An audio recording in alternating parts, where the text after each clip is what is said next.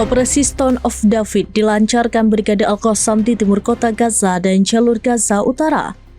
Serangan militer Hamas tersebut menargetkan pasukan pendudukan Israel dan kendaraan militer mereka. Rekaman operasi itu dibagikan Al-Qassam di Telegram pada Selasa 8 Juli 2025. Dikutip dari Palestine Chronicle, operasi itu diawali dengan pengidentifikasian bulldozer Israel yang menjadi target. Pengintaian itu kemudian diikuti oleh penembakan yang dilakukan oleh sniper Al-Qassam. Penembak jitu Al-Qassam itu melesatkan pelurunya tepat di kepala dua tentara Zionis yang bersiaga di kawasan Tal Al-Montar, timur kota Gaza.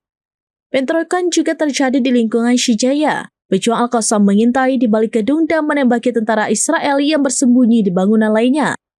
Tidak berhenti di situ, RPG Al-Qassam turut andil dalam menyerang sebuah tank milik tentara Israel.